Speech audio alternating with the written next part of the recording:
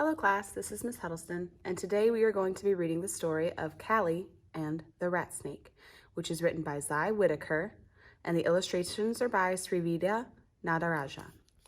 This is a story about a young boy who lives in India and about how he befriended a rat snake. Now, first part of this story we are going to learn is some words that you may not be familiar with. The first word we have here is rupees. Rupees are the basic unit of currency in India. So like how we have dollar bills, the rupee is how they use currency to pay for things in India. The idli, which is most often eaten at breakfast or for a snack. Idli are small steamed patties made of rice and lentils.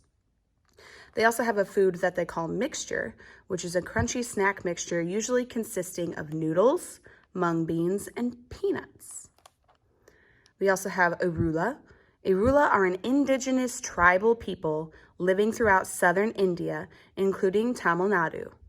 The Arula have traditionally made their living as snake catchers. So the Arula are a group of people who have lived in southern India for a long time, and they literally live and work as snake catchers. We also have palmyra, which is a tall palm tree. Palmyra leaves are used for thatching and for weaving. Now the rat snake is called Sarai Pambu in Tamil, which is the language of Tamil Nadu. All right, let's read our story. Callie walked along the thorny forest track. He walked as slowly as he could. He was on his way to school.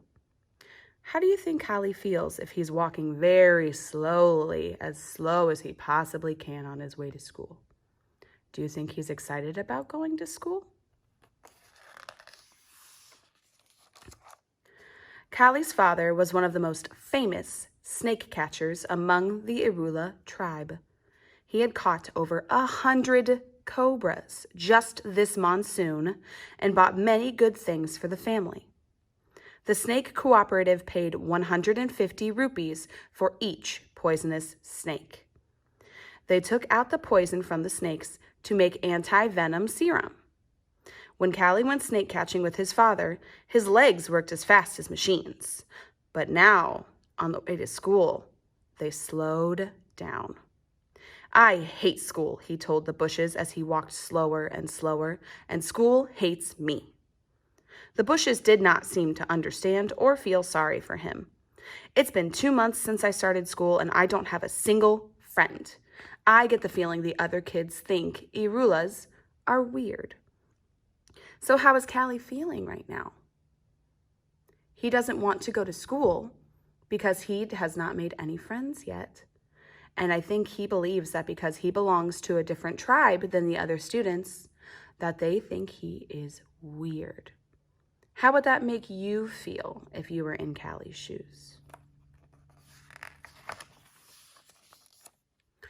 On the first day of school, each student had to stand up and tell the whole class 3 things: his or her name, the name of their village, and what their father did.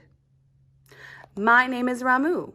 My village is Milur, and my father is a bus conductor, so his dad's a bus driver. Then came Selvi Orathor, postman. When it was Callie's turn, he felt very proud. I am Callie. My village is Kanathor, and my father is a snake catcher. The children giggled and nudged one another as if he said something silly.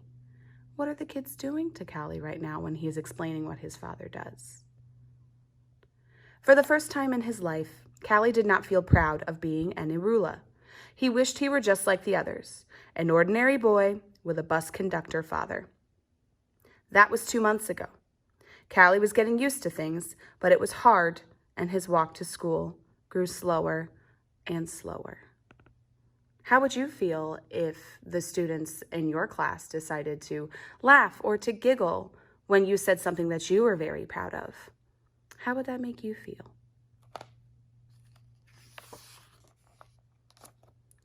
Callie reached the school gate as the bell was ringing. Look at his face. How do you think he is feeling about having to be at school right now?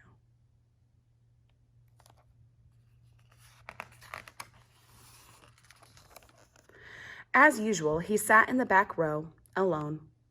He wished he had friends, He wished he could fail and be asked to leave school. Failing wasn't easy, though.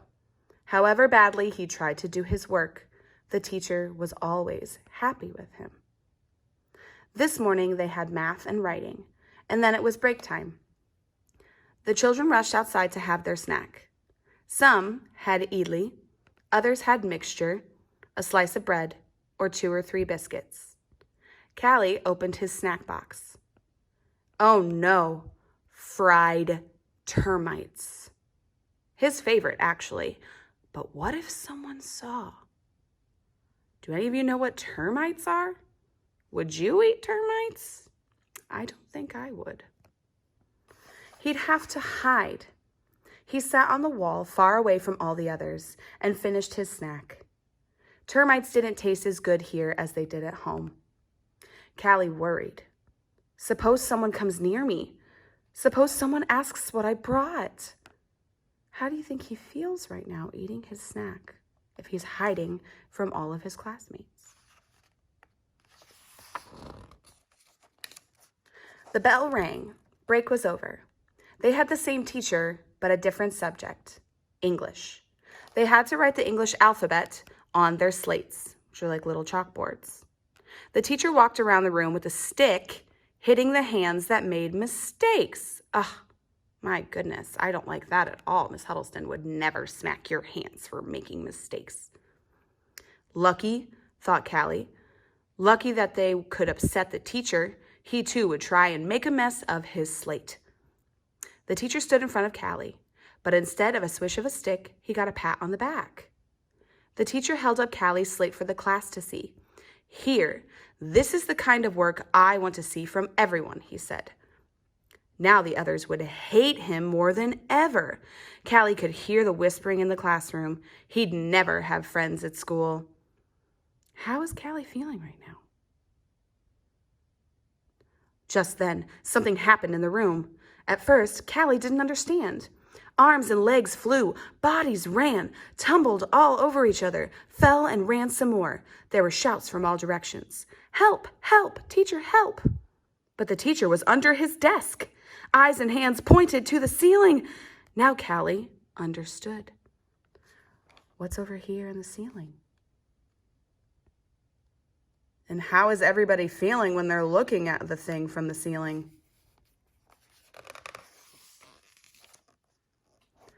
There, on the roof, was a large rat snake. It probably wanted the rats on the roof, but it had taken a wrong turn and come into the classroom instead. Callie's father said that sometimes snakes smelled humans and mistook them for rats. Maybe this one thought, wonderful, here's a room full of rats. Is that really a room full of rats? The rat snake was wrapped around a palmyra beam on the ceiling.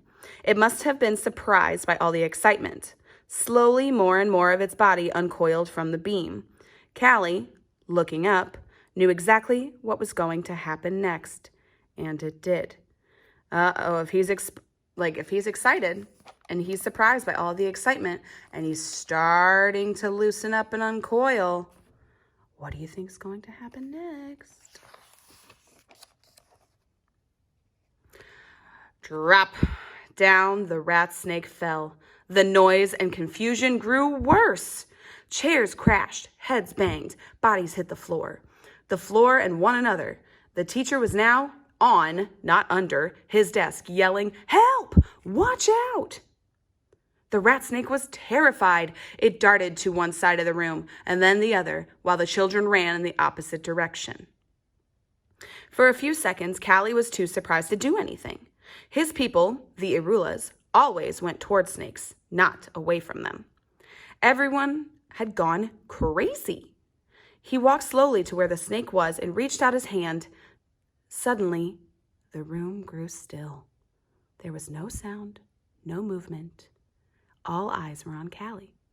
The 6-foot-long snake reared back like a horse and opened its mouth wide. What's it doing? And it struck. Luckily, it missed Callie's hand. The bite of a big rat snake is very painful, was the thought that went through Callie's mind as he grabbed the snake behind its head. His other hand gripped its long, muscular body. And soon, Callie was all wrapped up in snake. So the snake tried to attack Callie. And then Callie ended up capturing it. I wonder what is going to happen next.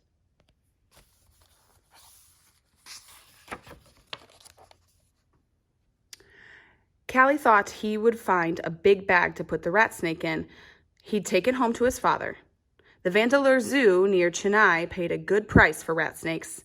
He could maybe buy his baby sister a new dress. That's really sweet. But what was that noise? What was happening? Was there another snake in the room?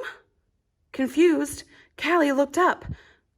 Everyone was clapping and cheering and chanting, "Callie, Callie, thank you." It was wonderful.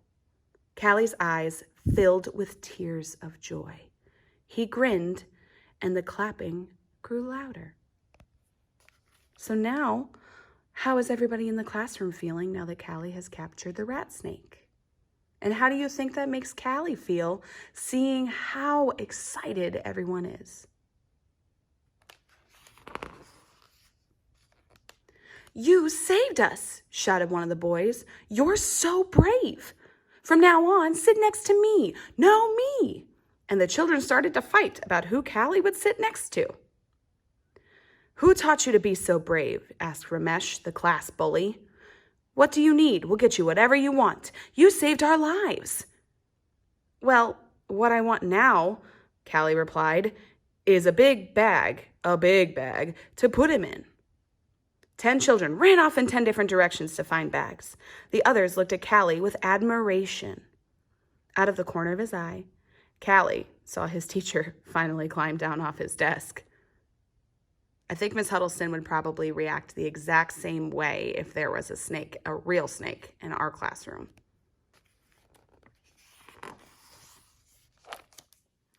He walked up to Callie, but he was careful not to get too close.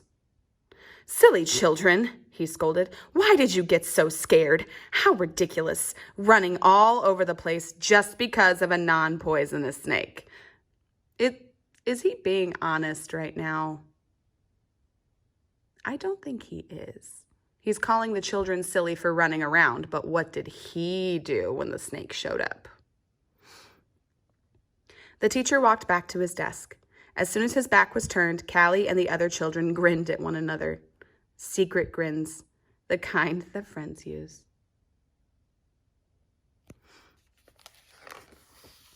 And that is the end of our story.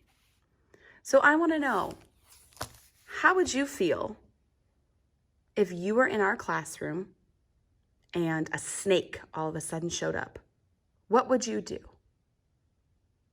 All right, next I would like you to answer the questions that I have on Seesaw for you about our story of Callie and the rat snake. Thank you for listening.